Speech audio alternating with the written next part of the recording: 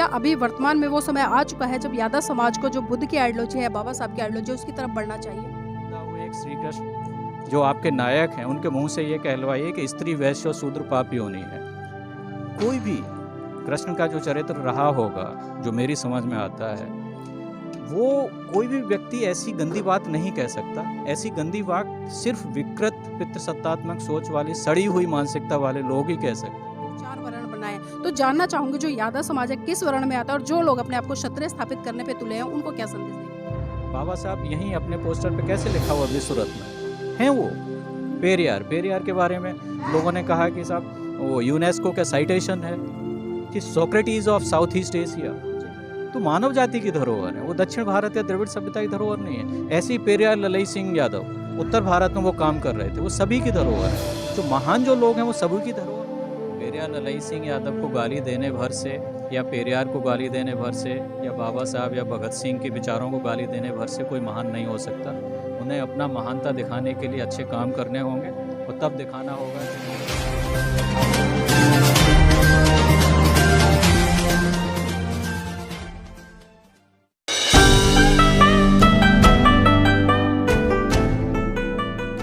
नमस्कार, आप देख रहे हैं NB न्यूज़ 24/7 नीलम बोध के साथ। और आज मेरे साथ में एक ऐसी शख्सियत है जिसने कि रूढ़िवादी परंपराओं का त्याग करते हुए और खासकर उस जाति व्यवस्था को लात मार के करुणा मैत्री भाईचारे का संदेश देती उस व्यवस्था को अपनाया जिसको कि मानव कल्याण के तहत अगर कोई भी व्यक्ति धारण करता है तो उसका विकास बड़े ही चहुमुखी तरीके से होगा। मेरे साथ में हैं बिहार के जाने माने, मैं उनकी किन शब्दों में व्याख्या करूं समझ में नहीं आ रहा है, क्योंकि एक ऐसी शख्सियत, मैंने कहा कि चाहे मैं सामाजिक क्षेत्र में बात करूं या धार्मिक क्षेत्र में बात करूं, बहुत अच्छे तरीके से लगातार संघर्ष कर रहे हैं और प्रयास कर रहे हैं और अपने माध्यम से लोगों को जगाने का काम कर रहे हैं। मेरे साथ में हैं AD AK यादव जी। उन्हीं से जानना चाहूँगी सर, जिस तरह से हम देख रहे हैं कि आज जो सामाजिक परिवेश है जिसमें कि लगातार हम देखते हैं जो जाति व्यवस्था है उसको बहुत बड़े स्तर पर कहीं ना कहीं तवज्जो दी जा रही है और कहीं ना कहीं एक बड़ी जाति दूसरी जाति को नीचा दिखाने का काम कर रही है, तो ऐसे लोगों के लिए क्या कहेंगे? ये जो जातिगत अहंकार है, ये बिल्कुल ही मिथ्या अहंकार है।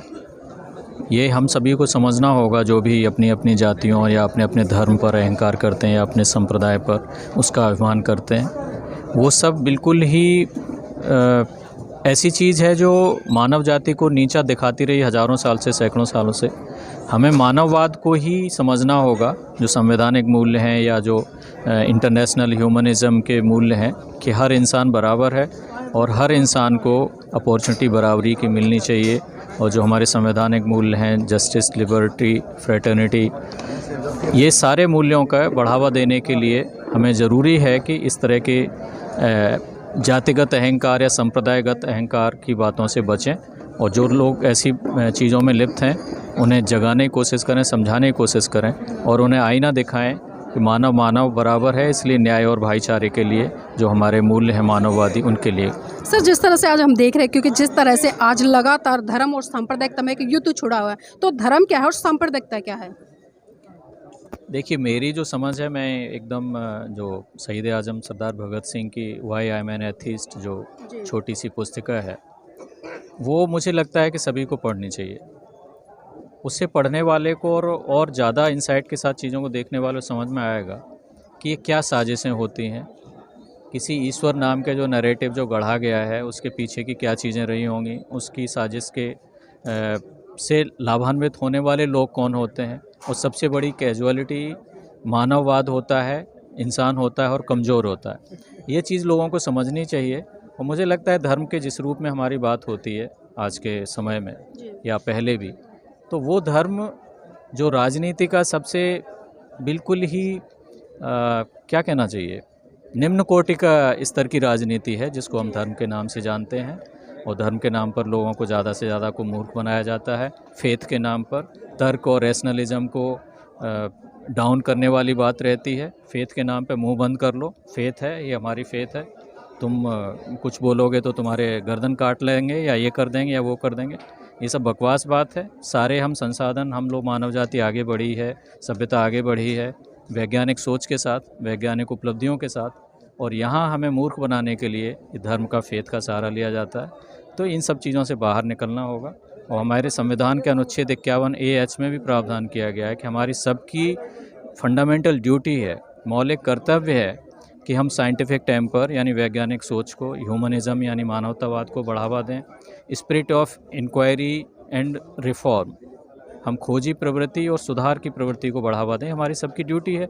और ये जो अंधविश्वास फैलाते हैं, धर्म के नाम पे बहुत ऐसी ऐसी बातें करते हैं, वो सब इस चीज़ के खिलाफ जा रहे हैं और ये बहुत ही ख़राब चीज़ है, इस पर हमें लगाम लगाना चाहिए। सर, जिस तरह से हम चलन देख रहे हैं कि आज लोग जानने का तो प्रयास नहीं करते बल्कि मानने का प्रयास करते हैं, और इसी कड़ी में हम देख रहे हैं कि जो यादव समाज है उसमें दो गुट बने हुए हैं। एक गुट तो वो है जो बुद्धिजीवी है, कहीं ना कहीं जो बुद्ध की आइडियोलॉजी को फॉलो कर रहा है, बहुजन महान पुरुषों को फॉलो कर रहा है, लेकिन दूसरा जो वर्ग है वो कहीं ना कहीं जो मैं यादव समाज के महानायक कहूँ ललई सिंह पेरियार जी, उनको गाली देने का काम करता है। तो ऐसे लोगों के लिए क्या कहेंगे? देखिए, जो वैज्ञानिक सोच वाले लोगों को गाली देते हैं और तथाकथित धर्म या धार्मिक प्रतीकों के जाल में फंसते हैं, तो उन लोगों पर दया आती है एक तो, और दूसरा गुस्सा भी आ सकता है, क्योंकि वो इस तरह की ताकतों को मजबूत करते हैं जो प्रतिक्रियावादी हैं, जो बराबरी और मानववाद को बढ़ावा नहीं देती बल्कि ऊंच नीच को बढ़ावा देती हैं, शोषण और शोषक दो वर्गों में करती हैं और वो लोग शोषकों के साथ खड़े हुए होते हैं। तो उनके बारे में क्या बात की जाए।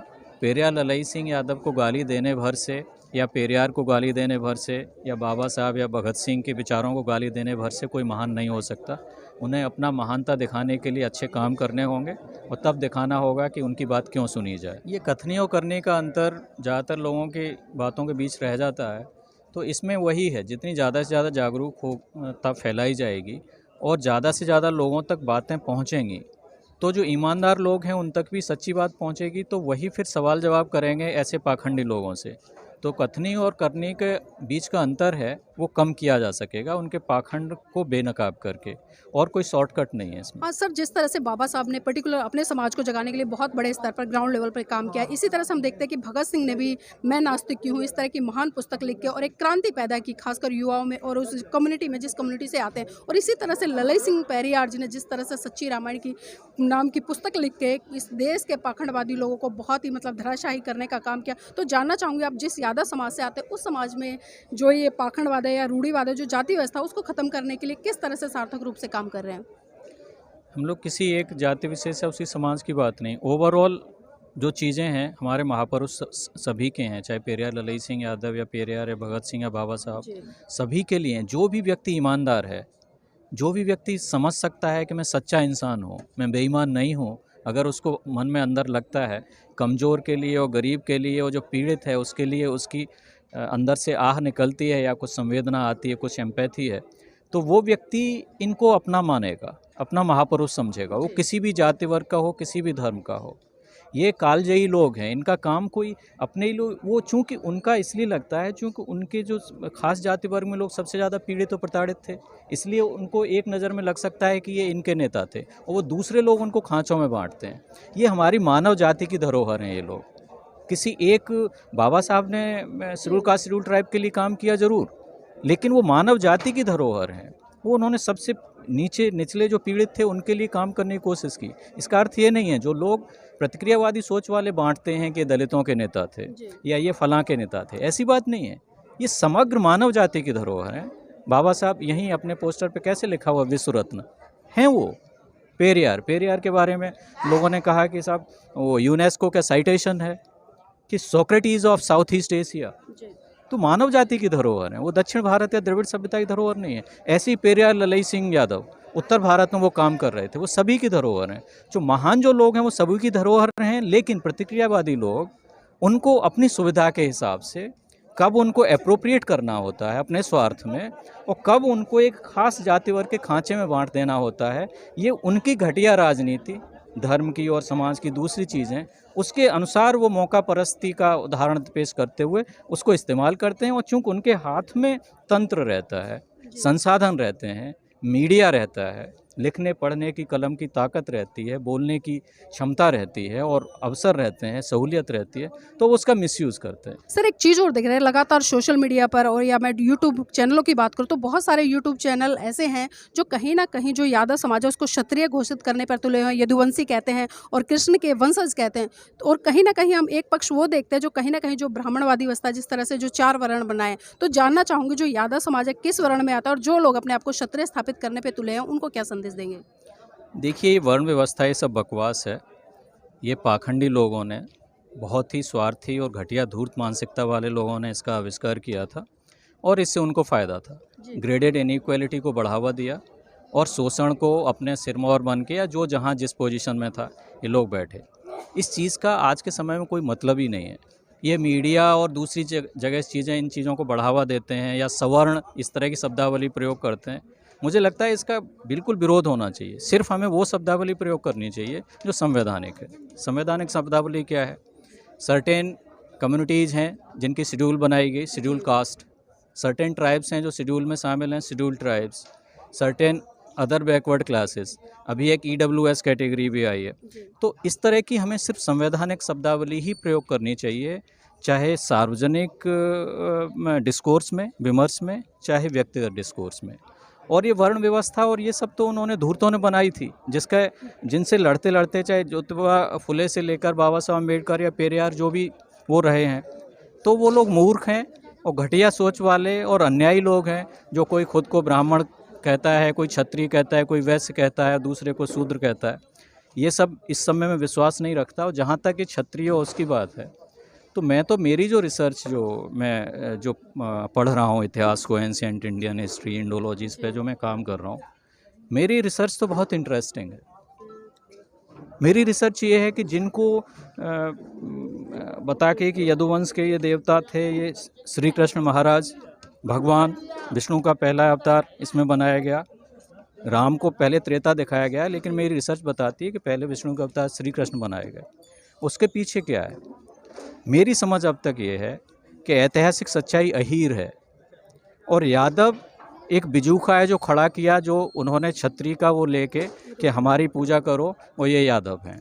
तो यादव यदुवंश में पैदा हुए एक श्री कृष्ण जो आपके नायक हैं, उनके मुंह से ये कहलवाइए कि स्त्री वैश्य और शूद्र पापी होनी है।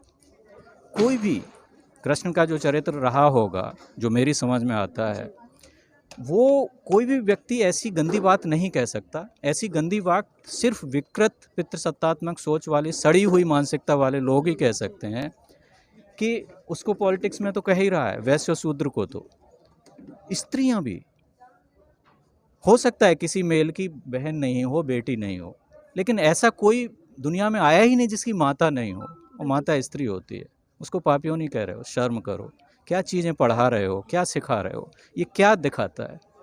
भगवद गीता का अध्याय 9 का श्लोक 32 है ये, जो ये कहता है कि स्त्री वैश्य शूद्र पापी होनी है। तो इससे पता चलता है कि भाई बड़ी घिनौनी राजनीति है जो सड़ी गली मानसिकता वाले विकृत पितृसत्तात्मक सोच वाले लोगों ने कर रखी है, जो अपने पैरों तले कुचल के रखना चाहते हैं पूरी स्त्री जाति को और अपने मुट्ठीभर लोगों को छोड़ के बाकी और अन्य पुरुषों को भी। जाते जाते आखिरी सवाल लेना चाहूँगी, क्या अभी वर्तमान में वो समय आ चुका है जब यादव समाज को जो बुद्ध की आइडियोलॉजी है, बाबा साहब की आइडियोलॉजी है, उसकी तरफ बढ़ना चाहिए? देखिए, मैं कहता हूँ कि बाबा साहब ने बात कही है, उनसे पहले बुद्ध ने बात कही। वो मानव की बराबरी की बात थी और किसी दूसरे के कहने और सुनने में आने वाली बात नहीं थी। अपदीपो भाव का क्या मतलब है कि भाई आप देखिए समझिए, प्योरली रैशनलिज्म की बात है। मैं कहता हूँ इसलिए मत मानिए, थोड़ा अपना बुद्धि का इस्तेमाल कीजिए और समझिए कि ये क्या बकवास है और क्या ये सच्ची बात लग रही है। तो इस विचारधारा पे आगे बढ़ना ही चाहिए, सभी को आगे बढ़ना चाहिए। जहाँ तक बुद्धिज्म का सवाल है, बौद्ध धर्म के रूप में जो कहते हैं, तो मैंने धर्म में किसी को नहीं मानता। मैं बुद्ध को मानता हूँ कि बुद्ध महान व्यक्ति थे, उन्होंने बड़ी बातें कही थीं जो मानव जाति को उन्होंने रास्ता दिया था।